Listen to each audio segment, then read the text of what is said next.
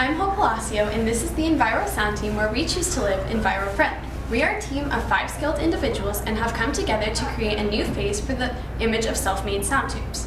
Now, we started off this whole process with getting familiar with the Google apps. We started with learning how to use Google Docs, Google Slides, and Google Drive, which can be seen down here. And at first, none of us really knew how much of it worked, but I think it's safe to say that we've all acquired a lot of skills over just the past semester. Although in our Tech Essentials class, the app we use most is Google Drive. And I mean Google Slides, which you can see here. This app is extremely helpful because we use it actively in class to know what we're doing, what we've already done, and what we will be doing next. Our own personal sites have a calendar which help keep us organized, and it's also customized to accommodate our every need. This app is also useful because we can continue to add and improve our sites over the next 4 years, within additions to adding in other class pages as well as our Tech Essentials. All of the tools we have been introduced to this past year have been really helpful in keeping us on track and focused, but we've also acquired a lot of skills that we haven't really been introduced to this year. We can also take this, what's really cool is we can also take this newfound knowledge and bring it into the adult world, but also apply it in smaller projects, as in the creation of our speakers, which Nolan will be explaining. Hi, I'm Nolan, and today I'll be talking about the fabrication of our sound tubes. To start making our sound tubes, we had to start by learning how to draw accurate drawings of our sound tubes. We did this through board drafting.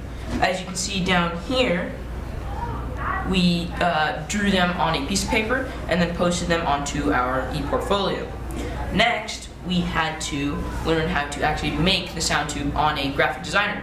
We used Adobe Illustrator, or CAD, to make them. We made the parts and then we assembled them together and then posted them onto our portfolio.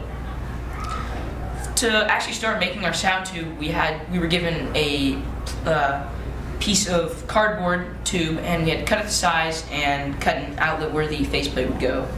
We also made the faceplate and the sides for the little sound tube that would be placed right here on the sound tube, as you can see down there. Next, we had to make the brains of the sound tube. We were given a circuit board, and then we had to solder the wires into the circuit board to make it work and play sound for music, as you can see down there. Next, we had to make the end caps of the speakers. We made the end caps of the speakers with plastic.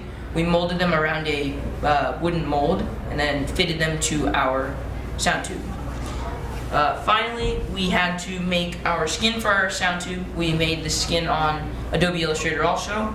We created them in Tech, and then we sent them off to a cutter and printer. Then we received them back and put them onto our sound tubes to make them presentable. Now Natalie will tell you a little bit about our career research. Hi, my name is Natalie Lundberg, as Nolan said, and today I'll be explaining the career research part of our project. So to begin this difficult task of finding our careers, we started off by taking a couple of tests. These tests we took were called Curacy and Matchmaker, and they resulted in our personality type. So when I took these tests, I got the personality type of Guardian SJ. So as Guardian, we have 3 core characteristics, which can be seen here in notes part 1. And our 3 core characteristics are responsible and reliable, loyal and hardworking, and meticulous about schedules. And our core need is social belonging. And so these are just a couple things to keep in mind when searching for a career. After that, we took a couple of tests based on learning style and skill set. And from all the tests we took, we got a list of suggested careers, which you can see here from notes part 2. And so my number 1 listed suggested career was occupational therapist. And this is what I ended up choosing to research. So I chose this for several reasons. I feel that I'm really good with working with people, I pay attention to detail, and I'm very organized, which I think are things that are important skills to have when working with patients. So once I knew I was interested in occupational therapy, I researched what secondary programs were available, the education needed, and the salary range that you would get as an occupational therapist, which you can see here from my notes part 3. And finally, I researched what post-secondary programs were available, which you can see here from notes part 4, and is what Ben will be explaining in a little bit more depth. So just like Natalie, I took the same test. I ended up with ENTP, which is a debater. And so some of our characteristics is that we're a little bit more insensitive, we're more logical, we kind of, want to argue, which is kind of a downside and a good thing. And so all top 6 of my suggested careers were lawyers. So out of those 6, I found criminal law, the most suitable for me and the most interesting to me. And so the insensitivity and the, argumentative things really help in a profession of law, because you need to be able to get out there and argue with people and also, not get too attached to the cases. So along with Natalie, I also researched, and I have pretty high aspirations for colleges. I want to go undergraduate at Duke University for economics. And although economics isn't exactly like pre-law or one of the things that is fed mostly into law school, which is normally like a liberal arts degree, it is more, I think it had the highest acceptance rate for law school for an undergraduate degree.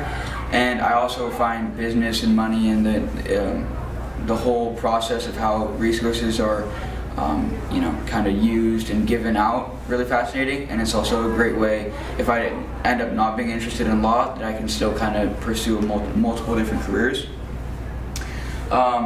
And so Duke University is really prestigious. It's not Ivy League, but it's up there.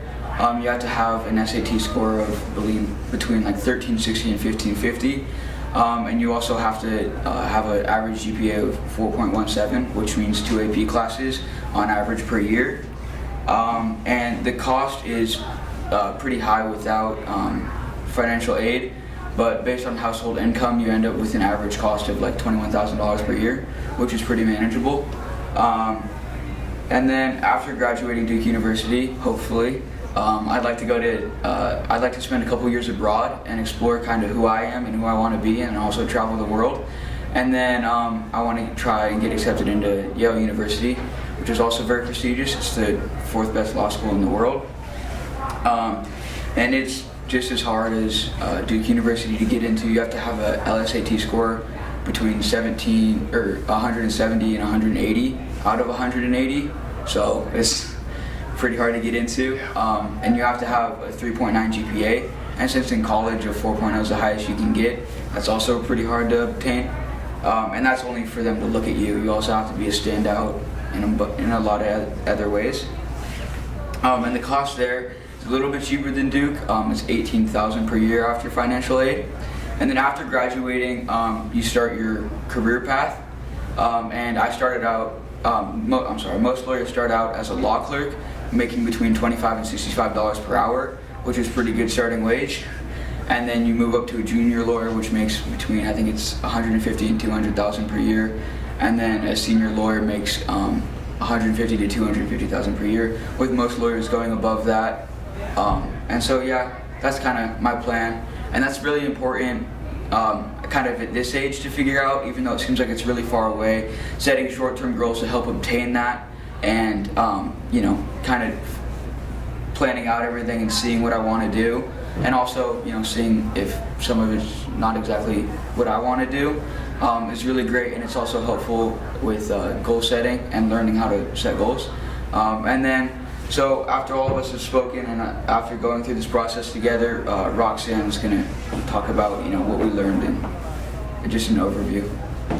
So yeah, hi, I'm Roxanne Reynolds, and after I did a little survey of our team, we all kind of agreed that the curriculum was sort of given to us in little bits and pieces, and we were given the image of like, oh, we're going to build a sound tube and there's going to be this AMP Expo, but we would have liked to have known more about each little bit of the process rather than just knowing like the big picture in the beginning, rather than just like as we went along.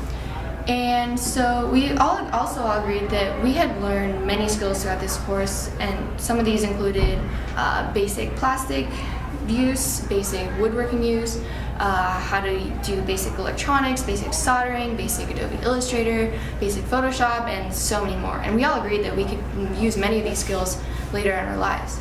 So yeah, that's our presentation. Thank you for listening. Thank you.